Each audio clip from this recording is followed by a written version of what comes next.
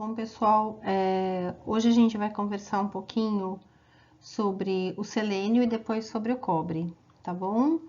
Eles são oligoelementos bastante estudados, bastante pesquisados, principalmente pelo seu impacto nos sistemas antioxidantes, né? Mas eles têm outras funções também que são bem relevantes no nosso organismo. Então, começando pelo selênio, a história do selênio, ao contrário de grande parte dos outros nutrientes, né, começou pelo processo de identificação de efeitos deletérios. Ele foi descoberto lá em 1817, tá? Por um químico sueco, e ele foi inicialmente considerado um elemento que tinha um potencial carcinogênico bastante relevante, muito tóxico. Né? Ele foi identificado em algumas regiões ali da China e algumas regiões onde a gente tinha um solo bastante contaminado, né? Com elevadas doses de selênio, mas também de outros metais pesados. E aí, consequentemente, todo esse contexto, né, proporcionou essa associação negativa do selênio enquanto não um mineral, né, com relevância nutricional, mas sim um metal pesado que estaria diretamente relacionado à incidência de câncer, por conta dessa grande toxicidade que ele tinha. Porém, né, à medida que esses estudos eles foram se aprofundando e que eles foram né, olhando ali com mais tranquilidade, com mais calma para as características e para as funções desse selênio, lá em 1957, de fato, foi descoberta a essencialidade desse elemento para os mamíferos, né? Então, foi reconhecido que ele tinha, sim, funções bastante relevantes dentro da nutrição humana e que ele poderia ser classificado um nutriente essencial, né? Isso ficou muito marcado, ficou muito evidente lá em 1979. Por quê? Né? Nesse período, alguns cientistas chineses conseguiram isolar uma doença chamada de doença de Quechan, que é uma cardiomiopatia. E uma das características muito frequentes nessa doença era a carência do selênio, a baixa ingestão de elementos fontes de selênio e a carência de fato desse elemento circulante. Então, a partir dessa observação, né, foi possível identificar que certamente esse nutriente ele não seria um nutriente indispensável à saúde humana, que ele teria assim bastante relevância. Né? A partir daí, então, o selênio ele ganhou espaço nos campos acadêmicos e a gente começou a ter vários estudos com relação a ele, comprovando cada vez mais os seus benefícios. Então, ele é um micromineral essencial, como eu falei para vocês, a gente também pode encontrar aí como um oligoelemento, né? Ele é um elemento traço, com necessidades inferiores a 100 miligramas dia. Então, ele é um mineral que a gente tem a necessidade em pequenas quantidades, mas ele é muito, muito relevante. Por que que ele é muito relevante, né? A gente tem aqui 3 das principais funções que mostram essa relevância do selênio para o organismo humano.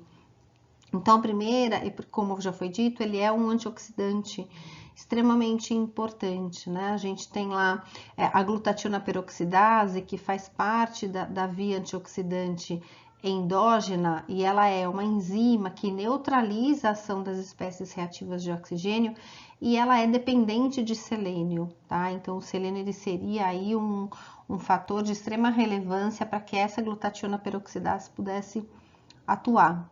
Além disso, durante o metabolismo do iodo, a influência que esse metabolismo tem na tireoide, né, a gente vê que existe lá na glândula tireoide a formação de vários elementos orgânicos, até que efetivamente a gente tenha a produção de T4 e T3.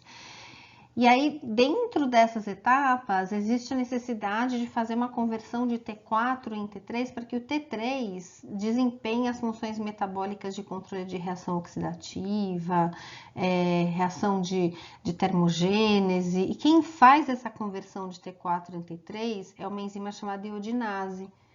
essa enzima iodinase, ela é selênio dependente, então ela é dependente de selênio. Logo, o selênio, mesmo que de forma secundária, de forma indireta, ele tem um papel extremamente importante na regulação da tireoide. E ele parece também exercer um mecanismo de proteção em nível hepático contra qualquer tipo de ação nociva, deletéria, de acúmulo de metais pesados e de xenobióticos, tá? Então parece que ele é um grande varredor, né, de qualquer periculosidade, qualquer acúmulo de xenobióticos, de pesticidas, de metais pesados em nível hepático. Daí também uma outra função extremamente importante, ainda mais nos dias de hoje, quando se fala tanto de alimentos orgânicos, né, de alimentos naturais e todos os cuidados que precisam ser tomados, já que a gente está exposto de fato a tantos xenobióticos e tantos pesticidas e tantos elementos que tendem a sobrecarregar o nosso fígado, tá bom? Então, o selênio, ele é um importante varredor aí, principalmente porque ele tem uma ação importante na citocromo P450, né, de regulação, e essa citocromo P450, ela atua lá no fígado, então é bastante importante. Então, principalmente pela sua função antioxidante, quando a gente fala de selênio, a gente fala de prevenção do risco cardiovascular e das doenças crônico não transmissíveis, tá? Então, se a gente for olhar mais especificamente, então falando de doenças crônico não transmissíveis, especificamente o câncer, né? Como é que o selênio ele vai desempenhar um papel importante? Ele vai atuar lá na inibição das proteínas quinases, né? Que são aí proteínas que estão relacionadas à diferenciação de DNA, provavelmente aí um crescimento celular aí, descontrolado, que está relacionado à oncogênese. Pela sua ação antioxidante, também tem um impacto bastante positivo na prevenção da aterosclerose, da oxidação especificamente da ApoB, da LDL colesterol, né? Além da vitamina E, que a gente já viu que tem uma importância grande, né? E que sai ali do fígado já acoplado a essa lipoproteína, né? A gente tem também o selênio, a partir da sua ação antioxidante, garantindo essa proteção adicional que é bem importante. Existe também um impacto bastante positivo desse mineral na prevenção de trombose arterial, né? Então, todo esse processo de peroxidação lipídica, de depósito de gorduras oxidadas, né, nas artérias, isso pode gerar também alteração do ponto de vista vascular, de tonicidade, tornando esse organismo mais propenso a coágulos. Então, se nós temos um elemento aí que previne, que reduz todo esse processo de oxidação, ele também tem uma ação bastante efetiva na prevenção de trombose arterial. E no caso de diabetes, também por conta do seu papel antioxidante, embora ainda esteja em estudos, provavelmente aí resultados bastante efetivos, bastante contundentes. E também um efeito importante na modulação de sistema imunológico, tá? Com relação ao seu metabolismo, como eu disse anteriormente, a quantidade que a gente precisa desse elemento no nosso organismo é pouca, mas ela é fundamental. E isso reflete nas nossas recomendações de ingestão.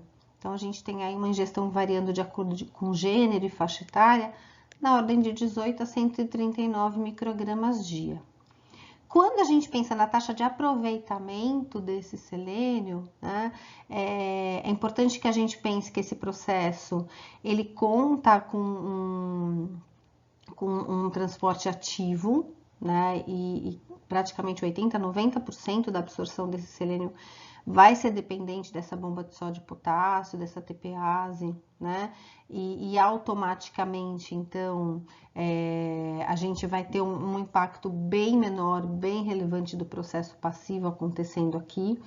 Isso acontece lá no intestino delgado, tá bom? E a gente pode ter os aminoácidos como alguns elementos que facilitam e que agilizam esse processo. Mas ele é predominantemente um processo de transporte ativo, logo com gasto de energia e contra um gradiente de concentração, tá bom? Como é que a gente vai armazenar esse selênio, né? Ele vai ser estocado basicamente em duas formas. Na forma de glutationa peroxidase lá no fígado, que é a forma que ele desempenha grande parte das suas funções antioxidantes, e também na forma de selenometionina. Essa forma de selenometionina, né, a gente vai encontrar bastante nos músculos, nos glóbulos vermelhos, pâncreas, rins, estômago, cérebro. Então, assim, o selênio, ele é um nutriente que está amplamente distribuído no nosso organismo. E a sua excreção, ela é em grande parte uma excreção urinária, tá? Então, grande parte do selênio que a gente ingere e que precisa ser eliminado para manutenção adequada e equilibrada do seu metabolismo, vai ser feito lá por via urinária. A biodisponibilidade não tem tanto impacto de ácido oxálico, ácido fítico, como a gente viu aí de forma muito contundente em outros nutrientes, tá? Mas a gente tem alguns aspectos que influenciam de forma muito relevante. Então, por exemplo, a quantidade do elemento que eu consumo, sempre, né? Isso a gente viu aí ao longo do nosso semestre, que quando eu consumo uma grande quantidade, eu tenho uma maior chegada desse elemento ali na minha luz intestinal e automaticamente uma maior possibilidade de assimilação e de aproveitamento, né? Mas eu tenho um outro elemento também, uma outra característica que é muito relevante aqui, que é a quantidade de selênio que eu tenho no solo e o impacto disso na sua concentração em alimentos, né? Então, quando a gente tem, por exemplo, um solo muito abundante em selênio, obviamente os alimentos que foram ali cultivados, que foram ali plantados, os vegetais, no caso, né, vão ter uma tendência a ter uma maior quantidade de selênio na sua composição. A eficiência no processo digestivo, né, que é uma condição endógena que também impacta de forma bastante importante em todos os nutrientes, bem como o tempo de trânsito intestinal, né, e qualquer tipo de irregularidade ou de enfermidade que possa acontecer nesse trato gastrointestinal e a mudança, principalmente no seu controle de pH, tá? Então, isso também vai influenciar. E o estado nutricional é aquela questão que a gente comentou, né, de autorregulação. Então, se eu tenho uma condição ali onde eu tenho mais selênio circulante, automaticamente meu processo de absorção ele se torna um pouco menos efetivo. E o contrário também acontece, tá bom? Das minhas fontes alimentares, então, como eu disse para vocês, dependendo da qualidade do solo, porque ele está presente em frutas, ele está presente em hortaliças.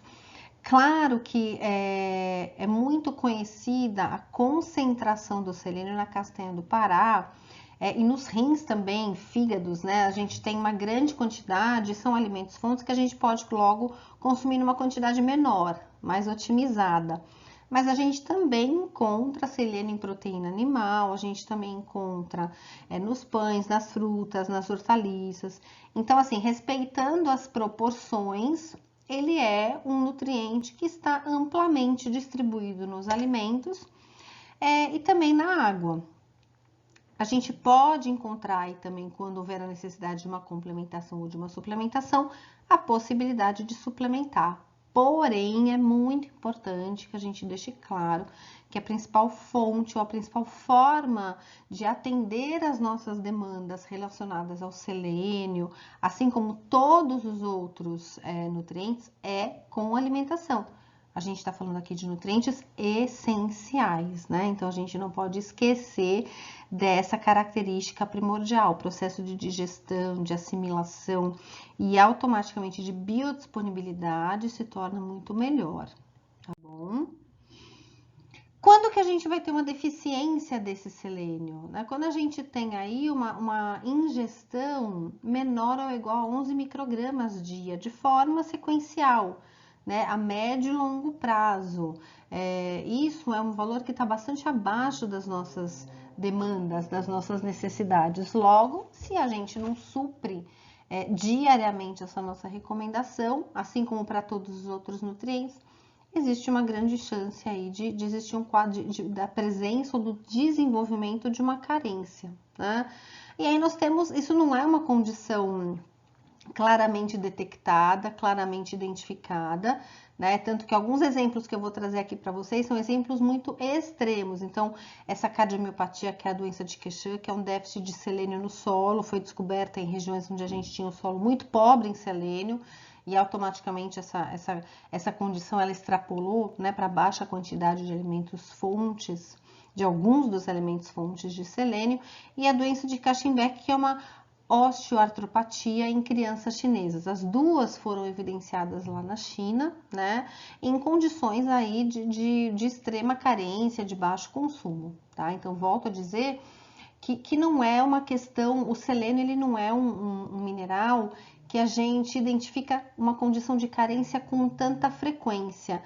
Mas vale a pena a gente reforçar que, por exemplo, pela sua ação antioxidante, eu posso ter determinadas condições clínicas onde eu tenho uma demanda aumentada deste nutriente. Então, naturalmente, né, pela minha condição de saúde, eu posso aumentar a minha taxa de utilização desse selênio. E aumentando a taxa de utilização, talvez a gente tenha que pensar um pouquinho em aumentar a quantidade consumida também. Daí vem a questão da individualidade, tá?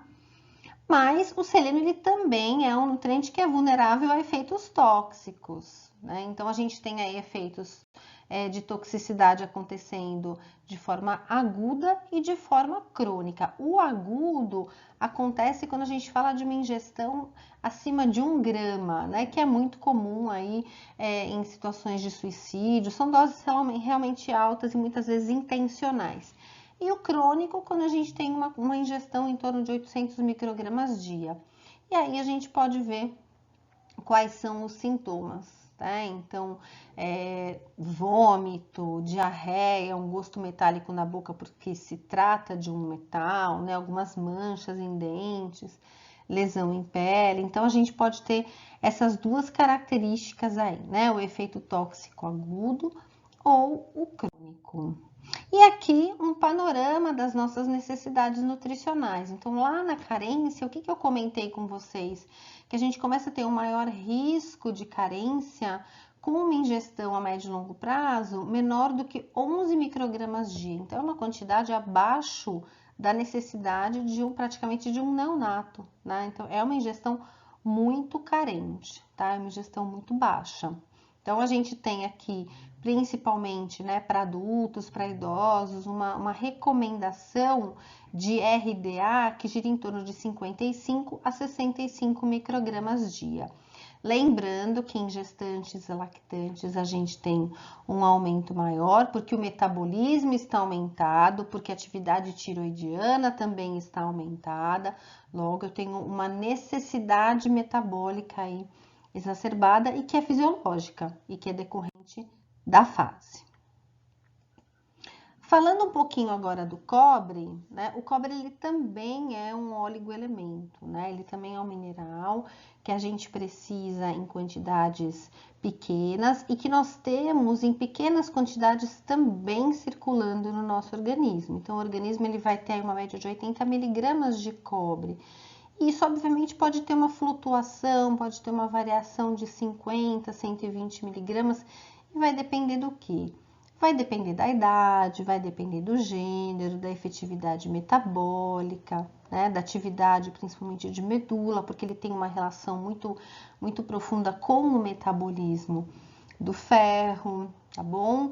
Principalmente no transporte do ferro ali pela ação da hefestina, né? Então, aquele ferro que sai do enterócito e que precisa ser convertido de ferro mais 2 em ferro mais 3 para se associar à sua proteína de transporte, tá bom? Então, a gente vai ter o cobre em maiores concentrações nesses tecidos que a gente está vendo aí. Então, o fígado, o coração, rim, cérebro e o músculo. O músculo, ele tem é ele que impacta também nesse grande alvo, né, de 50 a 120 miligramas de cobre. Então, se você pega, por exemplo, um fisiculturista, uma pessoa que tem uma demanda muscular muito grande, automaticamente ele também precisa ter uma necessidade maior de cobre. Então, é muito importante que no momento da avaliação nutricional, no momento de você avaliar a condição do seu paciente, a composição corporal dele, você olhe, claro, os valores de recomendação nutricional,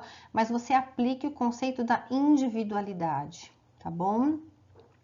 No sangue, como é que a gente vai encontrar esse cobre circulante, né? Ele está presente nos eritrócitos, ele está presente associado à sua proteína de transporte, que é a ceruloplasmina. Então, a ceruloplasmina, ela é uma proteína de síntese hepática, então, mais uma vez, o olhar atento à integridade hepática, porque isso também tem um impacto na biodisponibilidade do cobre, né?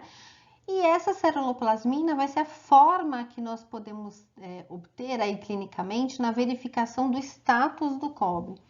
Então, em condições, né, onde eu tenho cobre em quantidades suficientes, essa ceruloplasmina, ela também vai circular em concentrações ali dentro do seu ponto de corte. Muitas vezes em casos de anemia recorrente, anemia que não responde muitas vezes à suplementação do ferro, e que a gente tenha, claro, toda uma análise, toda uma verificação de que se trata de uma anemia ferropriva e não, por exemplo, de uma talassemia, a gente pode ter um olhar mais atento para o cobre, principalmente por conta do que eu expliquei há alguns minutos atrás, então ele também pode ser um objeto de investigação em caso de anemia microcítica, hipocrômica, e uma das formas que a gente faz essa verificação é dosando a ceruloplasmina, né? E além disso, quando a gente pensa em função do cobre, sempre pensamos numa tríade, metabolismo do esqueleto. Então, o cobre ele também está relacionado à integridade óssea, síntese de colágeno, a regulação e imunocompetência e prevenção de doenças cardiovasculares, porque ele também é um nutriente com uma função antioxidante bastante importante, tá? Então, olha só, por conta dessa tríade, a gente pode dizer então que ele tem um impacto bastante importante no esqueleto, na síntese de colágeno, regulação de sistema imunológico, combate expressiva nessas espécies reativas de oxigênio, e ele é um cofator para muitas metaloenzimas, né? Então, lembrando que metalo, por quê? Porque a gente está falando de um metal. Então, olha só quantas metaloenzimas são dependentes dele, né, do cobre. A gente tem aqui as monoaminoxidases que participam de todo o processo de degradação de serotonina, a lisioxidase, a oxidação da lisina e automaticamente é envolvida no metabolismo do colágeno, tirosinoquinase, dopamina beta-hidroxilase. Olha só aqui a SOD, que é a superóxido desmutase, né, que tem ali uma relação importante de dependência de cobre e também do zinco, e tem aí a sua relevância contra danos das espécies reativas de oxigênio, tá? Então, ele vai ser um cofator de importantes enzimas, está relacionado ao metabolismo do ferro e também ao metabolismo ósseo.